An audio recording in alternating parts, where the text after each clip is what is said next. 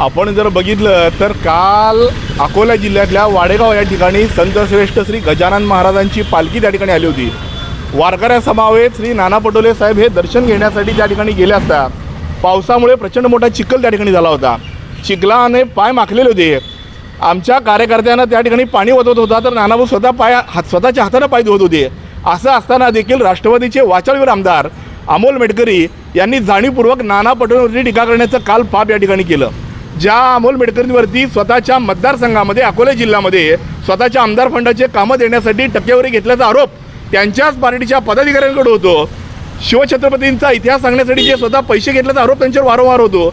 अशा वाचाळवीर ज्यांची पहिल्यांदाच विधान परिषदेची आमदारकी आहे, वरिष्ठ सभागृहामध्ये चांगलं काम करावं अशी अपेक्षा असताना जाणीवपूर्वक मोठ्या नेत्यांवरती टीका करायची, स्वतः प्रसिद्धीच्या धोतात राहण्याचं पाप हे अमोल मेटकरी वारंवार करत आहेत। त्यामुळे अमोल मेटकरींनी स्वतःची लायकी या ठिकाणी ओळखावी, स्वतःची बौद्धिक क्षमता या ठिकाणी ओळखावी।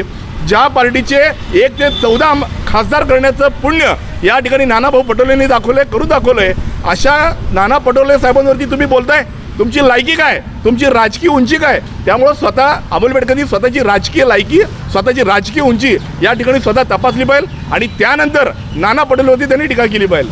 आज भाजपकडून राज्यभर नाना पटोले यांच्या विरोधात आंदोलन, भाजपाचा म्हणजे शेंबूड मात्र स्वतःच्या नाकाला आणि रुमाल मात्र दुसऱ्याच्या नाकाला अशी अवस्था या ठिकाणी भाजपाची झालेली आहे। ज्या पद्धतीनं या राज्यामध्ये महायुतीची पिछाड झाली आहे त्याच्यावर आत्मचिंतन या ठिकाणी भाजपनं पहिल्यांदा केलं पाहिजे। हे सोडून ते आंदोलन करतायत, त्यामुळे निश्चितपणे भाजपात एकात एक नाही, तुझ्या माझ्यात काय नाही अशा पद्धतीची भाजपची अवस्था आहे। त्यामुळे निश्चितपणे भाजपाला हा नैतिक अधिकारच नाही। त्यामुळे त्यांनी ज्या पद्धतीनं नरेंद्र मोदींनी 2 कोटी रोजगार 15 लाख अकाउंटमध्ये देतो म्हणले, अशा फसवणाऱ्या नरेंद्र मोदीच्या घरासमोर पहिल्यांदा त्यांनी आंदोलन केलं पाहिजे आणि मग नाना पटोले या विषयावरती आंदोलन केलं पाहिजे।